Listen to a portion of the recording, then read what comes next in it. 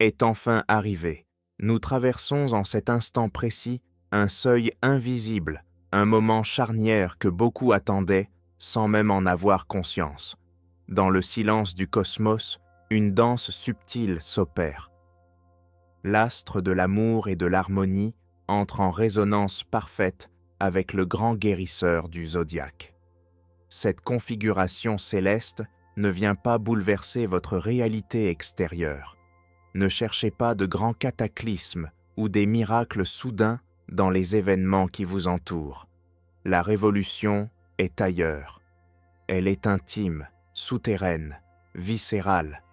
Elle touche à la manière dont vous vous percevez dans le miroir de votre âme, à la façon dont vous vous autorisez à recevoir la tendresse ou dont vous vous en protégez, et surtout à cette quantité d'énergie colossale que vous avez dépensée jusqu'ici pour simplement vous sentir légitime d'exister.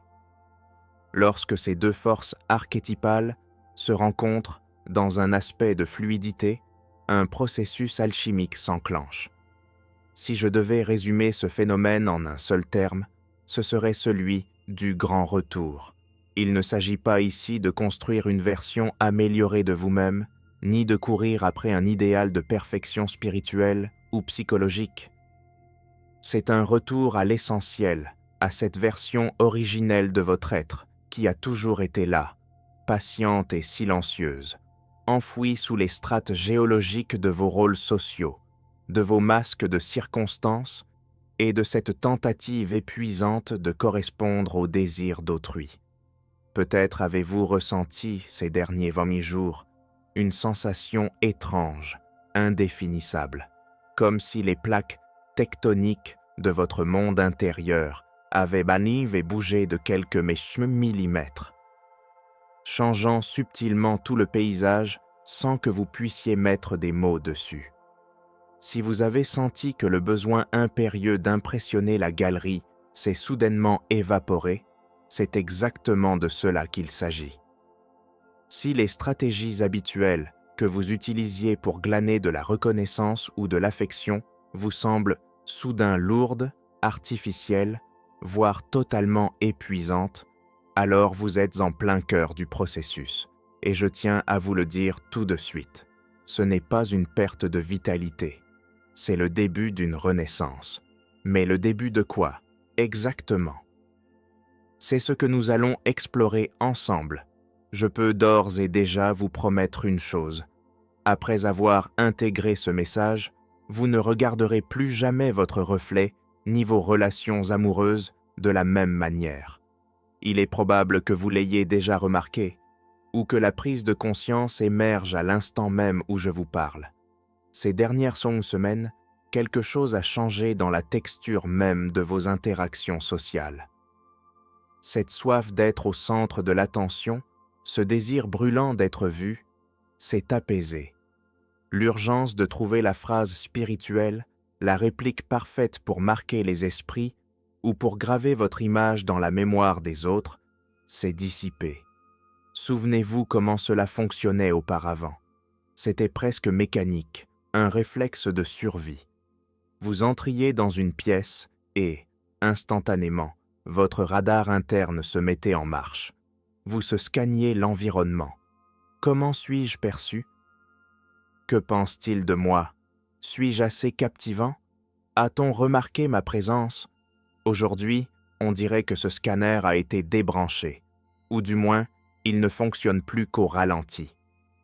La première réaction face à ce silence intérieur est souvent le trouble, voire une légère panique. On se demande « Qu'est-ce qui ne va pas chez moi? Où est passée ma flamme? Pourquoi n'ai-je plus cette envie de briller ?» Si c'est ce que vous traversez, respirez profondément. Tout va bien, vous allez mieux que bien. Ce que vous vivez n'est pas un effondrement, c'est une libération. Pendant des années, peut-être même des décennies, un logiciel tournait en arrière-plan dans votre esprit. Un programme conditionné qui répétait en boucle « Pour être aimé, tu dois éblouir. Pour être accepté, tu dois faire des efforts surhumains.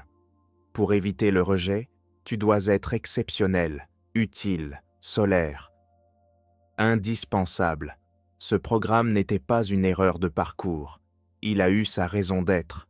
Il a été l'architecte de votre survie émotionnelle. Dans l'enfance, lorsque l'amour semblait conditionnel, ou, à l'adolescence, quand l'appartenance au groupe était une question de vie ou de mort sociale, ce mécanisme vous a sauvé. Il a fonctionné. Mais le coût énergétique de ce fonctionnement était exorbitant. Vivre dans une tension perpétuelle, dans l'auto-observation constante, consomme une énergie vitale phénoménale. C'était devenu votre bruit de fond, votre normalité, au point que vous ne sentiez plus le poids d'eau de cette armure. Et voilà que soudain, le bruit cesse. Le programme s'arrête.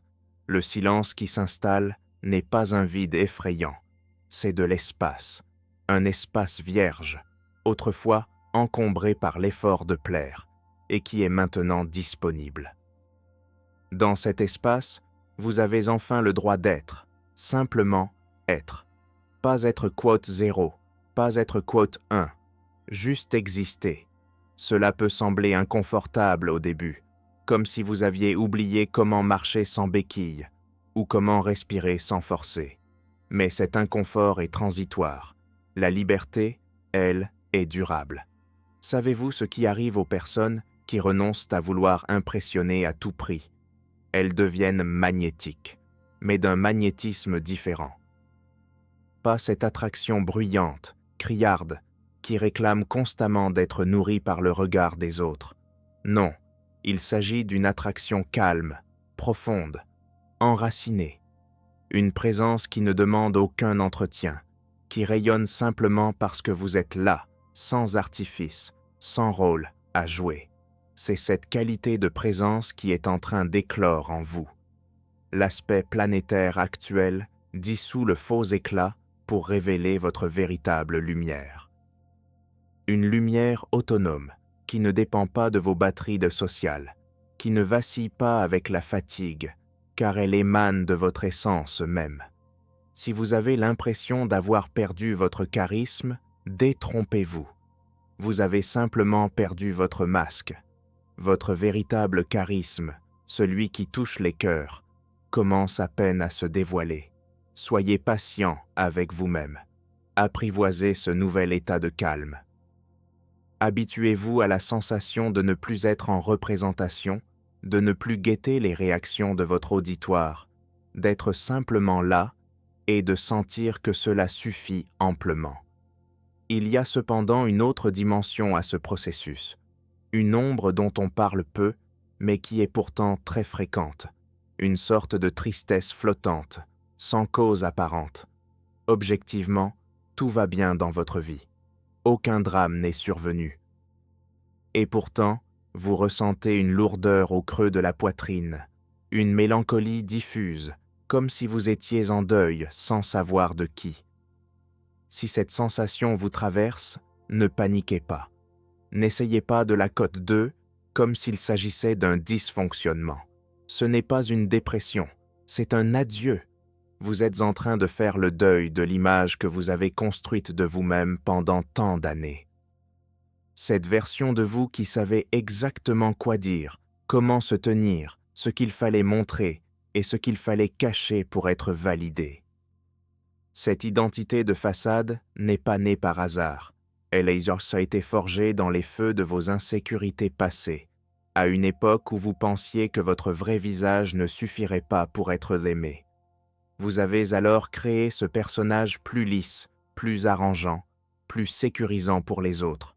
Et reconnaissons-le, ce personnage a bien fait son travail. Il a été votre bouclier, votre garde du corps. Il vous a permis de naviguer dans des eaux troubles, d'obtenir ce dont vous aviez besoin, d'éviter bien des blessures. Ce n'était pas un ennemi, c'était un protecteur, mais un garde du corps qui refuse de quitter son poste, alors que la menace a disparu, finit par devenir un geôlier. Aujourd'hui, la guerre et c'est fini. Vous avez grandi, vous avez gagné en force et en autonomie. Vous savez vous tenir debout seul. L'ancienne version de protection est devenue obsolète. Elle a accompli sa mission et il est temps de la remercier et de la laisser partir. C'est là l'origine de votre tristesse. C'est la nostalgie saine d'une page qui se tourne, comme lorsque l'on quitte un ami avec qui l'on a partagé un long voyage. Sachant que nos routes doivent désormais se séparer, ne rejetez pas cette ancienne version de vous-même.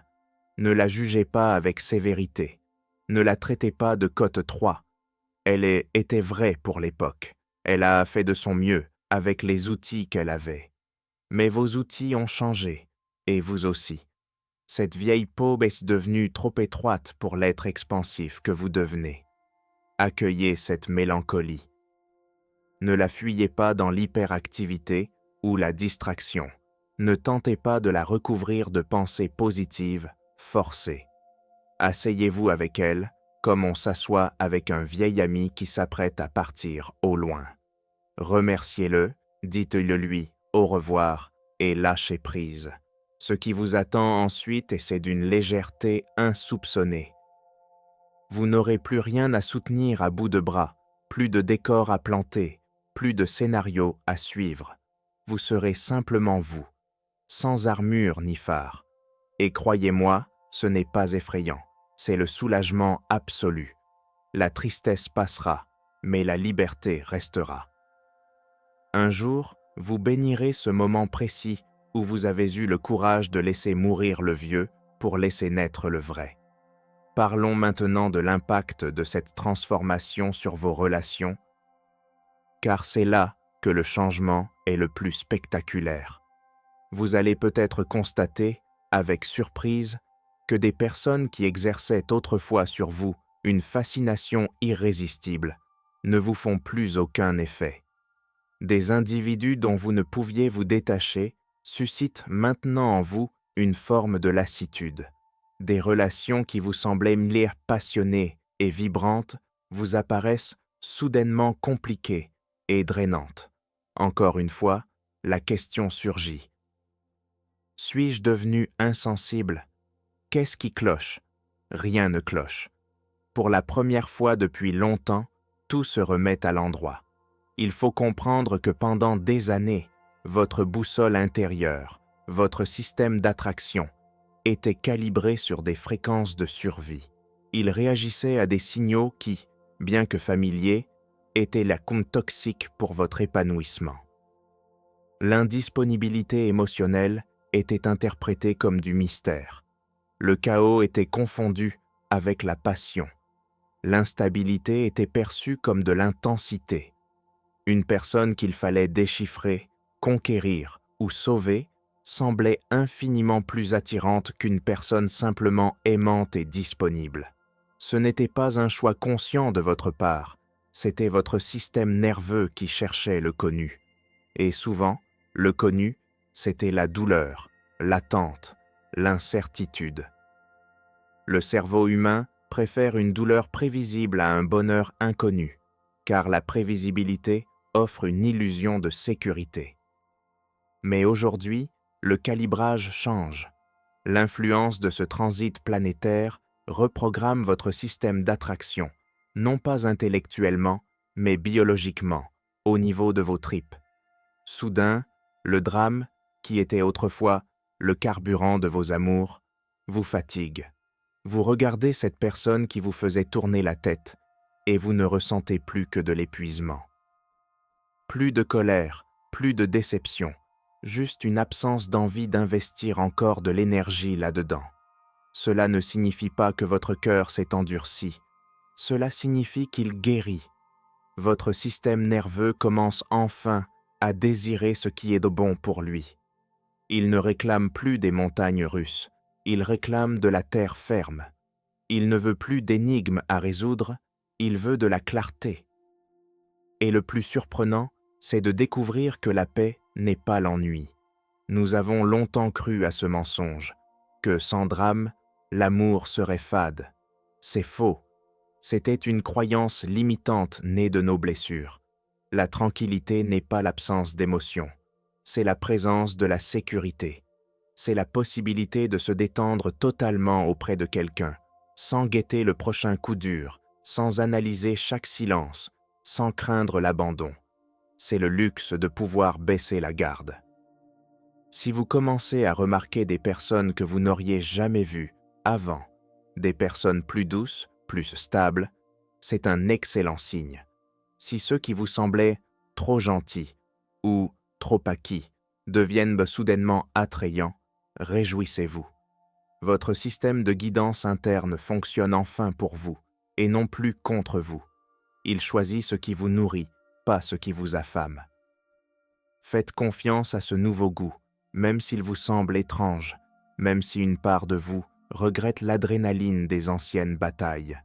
C'est votre trauma qui s'ennuie, mais votre âme, elle, se prépare à vivre enfin un amour réel. Et cela nous amène au cœur du message, à la révélation ultime de ce passage astrologique. L'amour n'est pas quelque chose qui se mérite. Laissez cette phrase résonner en vous. L'amour ne se mérite pas. Pour beaucoup d'entre nous, cette affirmation sonne comme une hérésie, car toute notre éducation, toute notre construction sociale repose sur l'idée inverse. Nous avons appris que l'amour est une récompense, un salaire que l'on obtient en échange d'une bonne conduite, d'une performance, d'un sacrifice. Sois sage et on t'aimera. Sois utile et on te gardera. Cette équation marchande s'est gravée si profondément dans notre inconscient qu'elle est devenue notre mode de fonctionnement par défaut. Dans chaque relation, nous maintenons cet effort constant, cette tension souterraine pour prouver que nous sommes assez bien. Et c'est précisément ce mécanisme qui est en train de se briser. Pas parce que vous l'avez décidé mentalement, ni parce que vous avez lu le bon livre de développement personnel, mais parce que quelque chose en vous, au plus profond de vos cellules, a cessé d'y croire. Vous allez le constater dans les détails du quotidien. Le besoin de vous justifier va disparaître.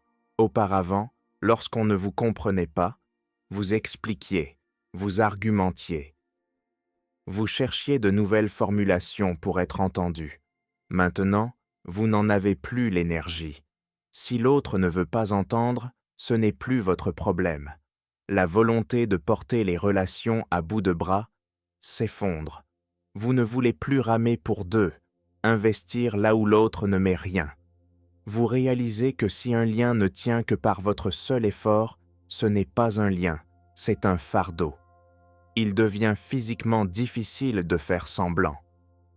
Dire oui quand tout votre corps crie non, sourire quand vous avez envie de pleurer, minimiser une blessure pour ne pas faire de vagues. Tout cela devient impossible. Chaque mensonge à soi-même est ressenti comme une trahison intolérable. Une vérité s'impose, calme et implacable. Un amour pour lequel il faut se battre chaque jour n'est pas de l'amour, c'est un combat. Une relation où vous devez constamment prouver votre valeur coûte plus cher que la solitude. Car dans la solitude, au moins, vous vous appartenez. Dans ce type de relation, vous n'appartenez à personne, même pas à vous-même. Cette lucidité peut être tranchante. Elle éclaire d'une lumière crue ce que vous avez accepté par le passé, les miettes dont vous vous êtes contenté. Mais derrière cette douleur initiale se trouve une liberté immense.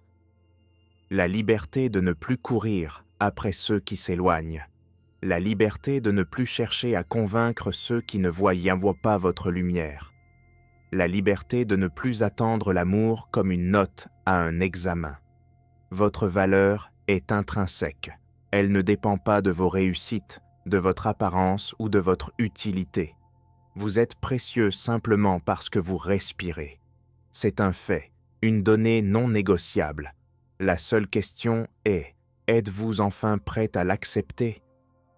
Ce transit de Vénus et Chiron rend cette acceptation possible. Il ne rend pas le chemin facile, mais il le rend accessible. Le reste dépend de vous. Tout ce dont nous avons parlé, la fin du besoin d'impressionner, le deuil de l'ancien soi, le changement dans vos attractions, le refus de mériter l'amour, tout cela converge vers un point unique, le retour. Ce n'est pas une ascension vers un sommet, c'est une descente vers le centre. vers celui ou celle que vous avez toujours été avant que le monde ne vous dise qui vous deviez être. Sous les masques de protection, sous les rôles de composition, il y a toujours eu quelqu'un de réel. C'est cette personne qui remonte maintenant à la surface. À quoi cela ressemble-t-il? C'est plus silencieux que vous ne l'imaginez, plus paisible. Pas de feu d'artifice, pas de révélation tonitruante. Juste un moment où vous réalisez « je ne surveille plus mon image ». Je ne corrige plus mes phrases avant de les prononcer. Je ne calcule plus l'effet que je produis. Je parle, j'agis, je suis. C'est une sensation déconcertante pour ceux qui ont vécu toute leur vie sous le regard de leur juge intérieur. Et soudain, silence. Le juge a quitté la salle. La tension retombe. Au début, vous serez méfiant. C'est trop simple, c'est trop calme. Vous craindrez que l'angoisse ne revienne, mais elle ne reviendra pas de la même manière, car ce n'est pas une accalmie passagère, c'est votre nouvel état naturel. C'est ainsi que l'on vit sans la gestion constante de son image. L'important n'est plus l'effet que vous faites, mais la vérité de qui vous êtes. Et qui vous êtes ne peut être ni joué, ni gâché. C'est là, inaltérable. Vous n'avez plus besoin d'acheter votre droit d'exister avec la monnaie de l'approbation des autres. Vous existez, point final. Que l'on vous applaudisse ou non. Ce n'est pas de l'arrogance, c'est de la santé mentale. C'est la fin du gaspillage énergétique. Chaque rôle joué demande du carburant. Vous n'avez plus envie de brûler ce carburant pour des illusions. Vous voulez l'utiliser pour vivre, pour créer, pour aimer vraiment. Voilà où vous mène cette configuration astrale, non pas vers une supériorité spirituelle, mais vers une humanité retrouvée, simple et profonde, vers un être qui ne cherche plus à combler un vide extérieur, car il a découvert sa plénitude intérieure. Un être qui n'a plus peur d'être vu, car ce qu'il donne à voir est authentique. Ce n'est pas une fin, c'est un commencement. Le début d'une vie sans filtre, sans cette course effrénée vers la validation. Vous êtes déjà suffisant, ici et maintenant. Sans rien changer, sans rien améliorer. Et vous savez ce qui est le plus miraculeux? C'est au moment précis où vous arrêtez de courir après l'amour qu'il commence à venir à vous. Non pas l'amour transactionnel que l'on doit gagner, mais l'amour véritable, celui qui vous voit et qui vous choisit. Non pour vos performances, mais pour votre essence. C'est un paradoxe que l'esprit rationnel a du mal à saisir, mais que le cœur comprend instantanément, et vous êtes en train de le vivre. Les énergies d'eau céleste font leur œuvre de guérison. Elles que restaurent ce qui a été abîmé, elles que rappellent ce qui a été oublié. Laissez faire. Ne résistez pas. N'essayez pas de contrôler le processus. Contentez-vous de vous autoriser ce retour à la maison. Revenez à vous-même. Vous vous êtes manqué depuis si longtemps.